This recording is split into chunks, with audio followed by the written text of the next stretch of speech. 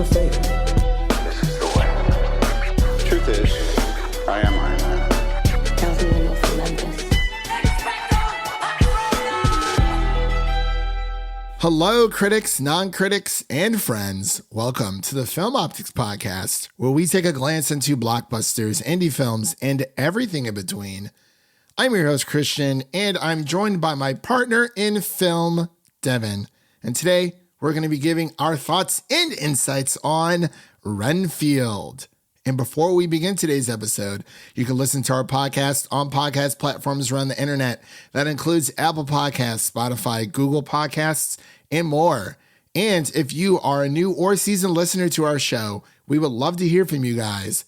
Follow us on Instagram and follow us on Twitter at Film Optix, or you can email us at filmoptix@gmail.com for any movie-related questions. So, Devin, how has your week been, and what have you been watching? What's on the agenda this week for old Mr. Agnello? It's been a pretty decent week. I finally caught up on. I watched the latest Mando today. That was really good, and I watched the latest Ted Lasso. So it's good to have those weekly releases. Just kind of put them on. Speaking of vampires, I've been catching up on What We Do in the Shadows, the series. Oh, it's so good. Highly recommend. I gotta watch that. I've seen the movie, but not the series. But I think it's a lot better than the movie. Oh, really? Ooh, okay. That definitely piques my interest. For some reason, I thought it was the other way around, but I'm not sure why. And there may or may not be a Taika cameo here and there. Gotta love good old Taika. Had to get in the vampire mood. Yeah, for sure. For me, it's been kind of the same, watching Mando every week. I've watched the first 4 episodes of Ted Lasso all together. I think episode 4 dropped this week, or is it episode 5? I think it was 5 this week. Oh, so I have to catch up. Excuse me. That's the thing with screeners, where it's like you watch like the first like few episodes that they give you, and then you're like, oh, I'll just wait. And then you think it's like a week later, and it's like, oh no. Yeah, so I need to catch up on Ted Lasso. I gotta watch that tonight. Like I said, watching Mandalorian. I've actually been rewatching the last season of Star Wars Rebels to kind of re-prep myself for Ahsoka. I didn't want to watch every single season, but just more of a refresher for that. But outside of that, I've been working a lot, and was not able to go to my Evil Dead Rise screening, unfortunately, but we're definitely still going to cover it here on the podcast when it drops. I just had some things come up. It's been, I've just been kind of busy, moving soon. So that's always fun, doing some adulting things, getting everything ready for that. But outside of that, I've been slowly playing through Resident Evil 2. I need to kind of just gun through it altogether. I really suck at that game, but it's not easy. It is not easy. And this being like my first real Resident Evil experience that I've played all by myself, I'm like, oh man. But it's good stuff. So I'm slowly making my way through there. But yeah, outside of that, we got to mention. I was going to say we got to mention beef. Yes, we're all aboard the beef train. I was literally just about to mention that. I was like, oh yeah, I haven't watched anything. I'm like, yes, I have. I literally binged Beef all last weekend. If you have not watched Beef, it is on Netflix. We're not even going to tell you what it's about. Just watch the first episode, and I'm fairly confident that you'll be hooked altogether. It's about road rage going as wrong as possible for 2 people. It's literally just like a chain of events that start. It's crazy. So yeah, I did watch all of Beef, 10 episodes. They're not very long. They're between 30 and 35 minutes each. So they definitely really don't even push 40 minutes, but definitely, Steven Yeun and Ali Wong, fantastic. Definitely highly recommend that for any of our listeners out there. You said it was your show of the year, and I was surprised. I feel like I was coming off a little bit of high. I'm going to backtrack that because I'm like, I don't know if it was definitely top tier. Yeah, like it's like the number. Only with Ted Lasso being there, I don't know. Well, let's say it's like the number 3 spot, like The Last of Us, Ted Lasso, and then Beef. I think. Yeah, that sounds about right. But yeah, I was on a high for a second. I was like, but like, honestly, I liked it all the same. Like, I didn't really have any qualms with it at all or like any like valid criticisms. I'm like, this is just great television. The only thing is that like, the ride was so much fun, but like it's over. So like, imagine if we would have gotten that weekly, like that would have been something awesome. But it's a double-edged sword because that was very bingeable, but also not many people are going to be talking about it in a month from now. No, and we're getting season 2 of Sweet Tooth that comes out in 2 weeks, which really shows how Netflix needs to kind of restructure their marketing because they just dropped it out of nowhere today. Sweet Tooth season 2 coming soon or within 2 weeks. I was like, they announced it a while ago, but I think they just put out like a poster today. I got you. But yeah, outside of that, just been kind of chilling. But ladies and gentlemen, we are here to give you our spoiler-free review of Renfield. We have decided to make the spoiler-free just because there isn't really anything to spoil. It's just a lot of bloody fun, to be completely honest with everyone out there. So we're going to get into our initial reactions, which is our non-spoiler section. Then we'll go into our final thoughts and our ratings, and then we'll close out. That'll be the itinerary for today's episode. If you are new here, that's usually how we run things. Sometimes if we have spoilers, we'll throw those in, but no spoilers today. So with all that said, and without further delay, we'll be right back after this introduction to Renfield. Renfield, this is codependency 101. A narcissist will take full advantage of a codependent's low self-esteem, but you're the one with the real power. And all you gotta do is take it back. How do I do that? Focus on your needs. I mean, I just haven't thought about any of my needs in years. But if you were to stop focusing on his needs, what would happen? If I don't... Yeah, what would What? happen? Stop focusing on his needs, what would happen? He won't grow to full power. Exactly. He won't grow to full power. What? That's so weird. Why would you phrase it like that? But yes, he's right. And we are back with our spoiler-free review of Renfield. The director of this film is Chris McKay, and this is written by Ryan Ridley and Robert Kirkman. And the synopsis is as follows. Renfield, Dracula's henchman and inmate at a lunatic asylum for decades, longs for a life away from the Count and his various demands and all of the bloodshed that comes with them. This movie stars Nicolas Hoult and Nicolas Cage and Awkwafina. So, like I said before, we're going to get into our initial reactions here. We're not going to waste any more time for you guys today. So, Devin, what are your thoughts on Renfield? Got to shout out the very famous writer Robert Kirkman, also known for Walking Dead and Invincible.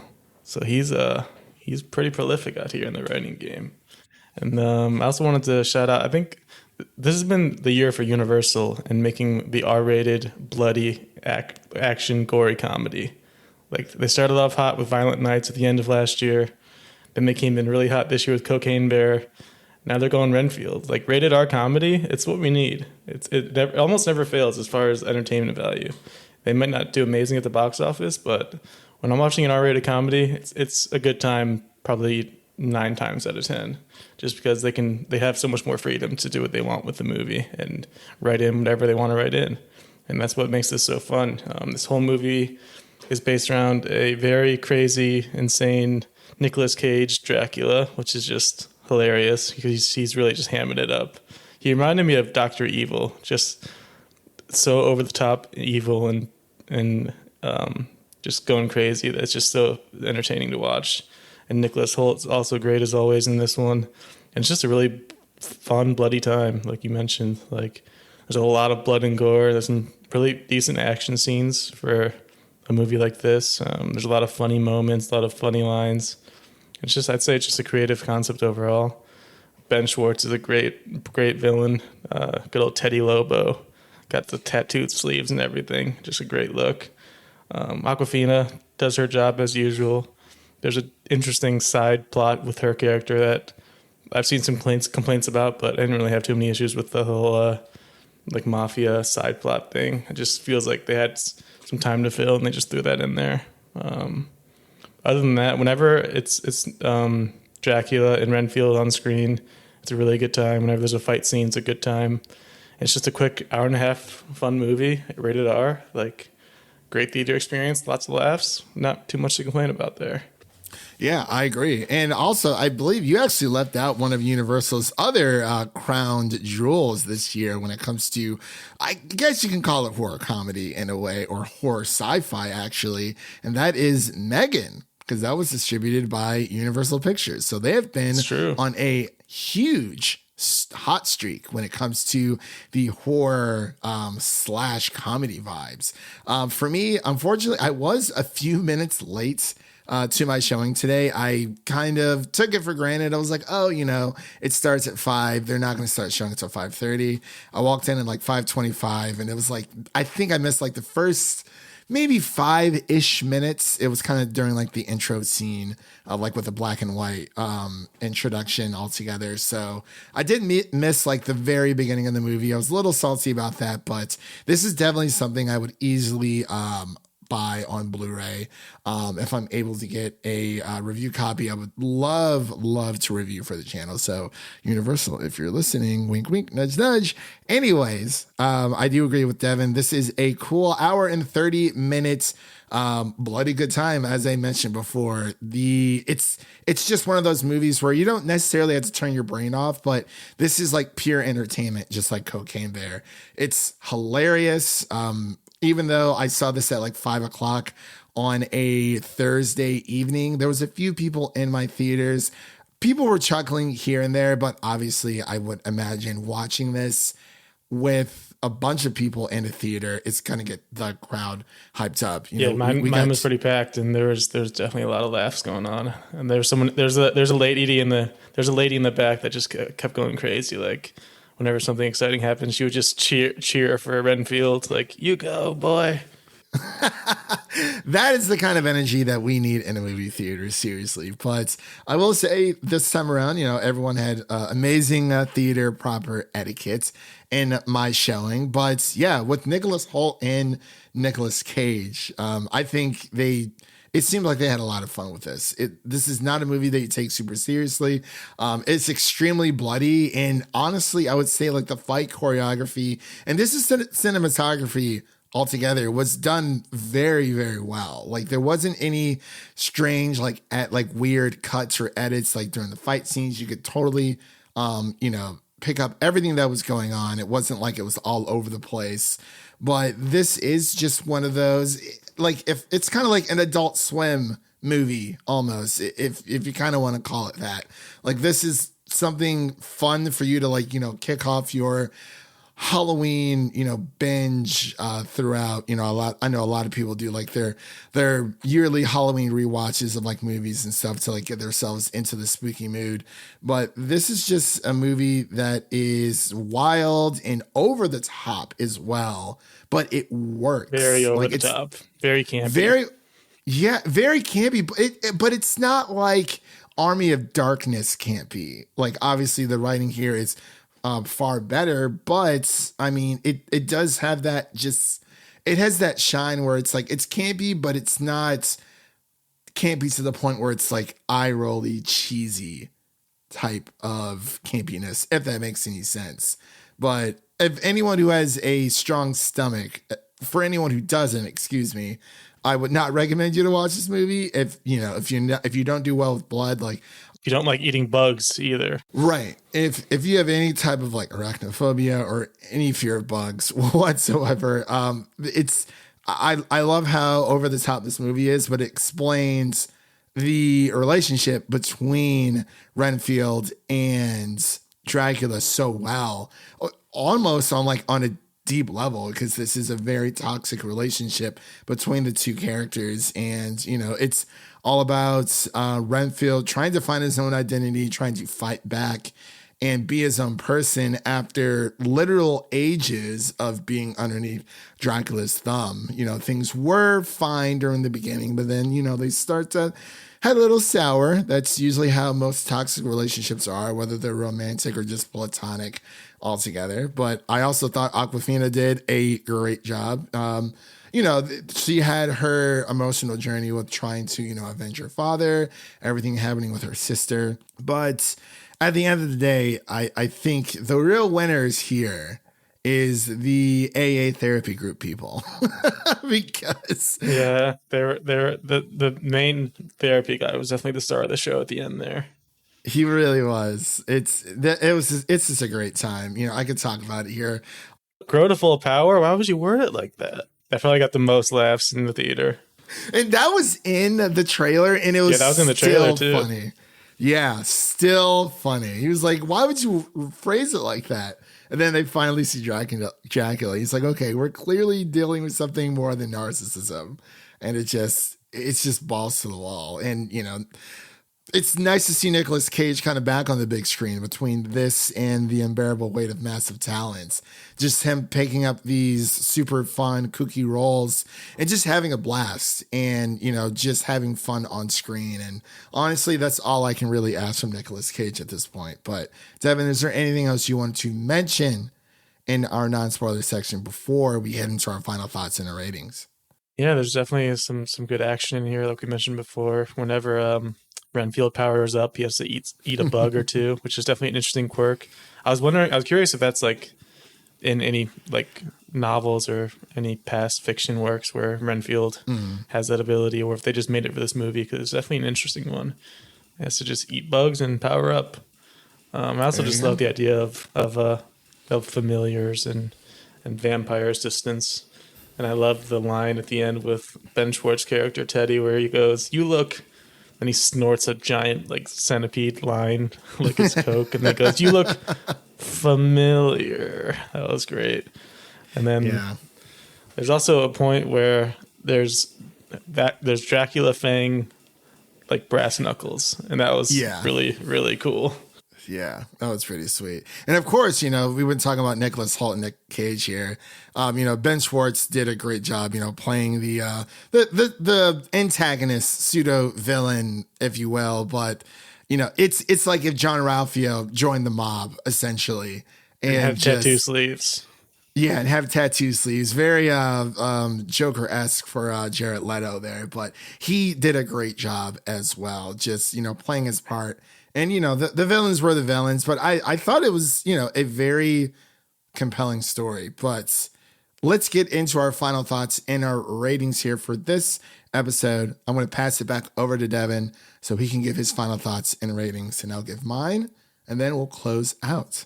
Yeah, like I said before, got to give a shout out to Universal on this one. Seems like they're the only like studio that's sticking with the rated R genre. At least it seems like a lot of other ones are backing away from it, and they're kind of keeping it alive here, which is very refreshing. Because it's just always so nice to see a rated R comedy on the big screen. We've gotten quite a few from them, so definitely keep that up. Very entertaining, bloody action, funny movie. I love the concepts. Nicolas Cage just going completely over the top as he always does. It just works so perfectly here when it's in a comedic role and it doesn't have to be serious. Yeah. Don't really have too many complaints for this one. There were a couple times where it felt kind of like the camera was a bit shaky on the action scenes, and there's some times where the story does get a bit slow at times when we're talking about the mafia setup, but that just feels like they had to stuff like that. Yeah, it feels like they just had to kind of pad the runtime a bit to get it to an hour and a half, but it didn't bother me too much because it is only an hour and a half, and there's enough Nick Cage and Nick Hoult to go around to make it entertaining enough. Yeah, definitely great time at the movies. I'd probably have to give this one like an 80 overall. just super solid, similar to Cocaine Bear and Violent Night of the past. Yeah. So my final thoughts pretty much echo most of Devin's. It's a fun time. It's not a movie where you just need to turn your brain off. It's a movie where you want to pay attention to the dialogue because it is funny. You want to pay attention to the relationship between Renfield and Dracula because there is something there. You do see Renfield struggle with his identity after all of these, centuries of being underneath Dracula's thumb, like I said before. But, Renfield does go through a character arc when it comes to that. And I thought this was just a great, great time. For my final thought, or not my final thoughts, excuse me. For my rating, I would also just give this a solid 80. I believe, I don't know what I gave Cocaine Bear. It's been a while. But yeah, it's a solid 80 for me. It doesn't need to be like this perfect masterpiece of a movie because, it's not meant to be taken seriously. Like Devin said, there's a lot of great action sequences. It's very bloody. Again, if you do not do well with blood, I would not see this movie. But if you're a huge Nicolas Hoult or Nicolas Cage fan, definitely go watch this. And like Devin said, I'm glad that Universal, if any out of any studio, is kind of sticking with the horror stuff. We've seen Paramount in the past with Scream 2022, now Scream 6. But yeah, it seems like Universal just found a bit of a niche of theirs, and I'm very excited to see what comes next for the studio altogether. I think there is another vampire-esque movie coming out. I forgot the name of it. I'll have to look it up later on. But yeah, an 80 from Devin and an 80 from me. So the overall score, that's what we're going to start doing here on the podcast, which would be the official podcast score. Would be, the median score would just be 80 since it's 80 between both of us. If my math is correct. Yeah, average of 80 and 80 would be 80. Yeah. So yeah, an overall 80 from us here on the Film Optix podcast. And with all that said, that is a wrap on today's episode. If you like what you heard on today's episode, please subscribe to our podcast on your favorite podcast platform of choice. And make sure to follow us on Twitter and Instagram at Film Optix. Again, that's Optix with an X, to stay in the know. And make sure to always share an episode of our podcast with a friend, whether it be your mother, your brother, or your significant other. Make sure to share an episode of the Film Optix podcast with a movie lover in need. And now let's take a sneak peek of what's coming up next on the show. So what we have coming up next, we have our Mandalorian Season 3 review, which will be hitting sometime the second to last week of April, because we have one more episode left, the season finale. Very excited for that. Definitely look out for our Evil Dead Rise review, which will be coming out the second to last week of April. I think it's like April 22nd or 27th, 24th, something of that nature. I don't have the calendar in front of me, so I do apologize. And we're going to be covering Love and Death, which dropped on HBO Max, I think the 24th. So we got to get on that, Devin. First 3 episodes. That's like our assignment for this weekend, essentially. But what you can also listen to out right now, you can listen to our Super Mario Brothers review, as well as our Air review and our Suzume review, which is spoiler-free for everyone to listen to on podcast platforms around the globe. Wherever you listen to your podcast, you can find our episodes. So, thank you all for listening. And remember, if you enjoy the show, leave us a 5-star rating and review on Apple Podcasts and Spotify. And make sure to follow us on Twitter and Instagram to stay in the know. I'm Christian, and that was Devin signing off. And we'll see you guys in the next one. Peace.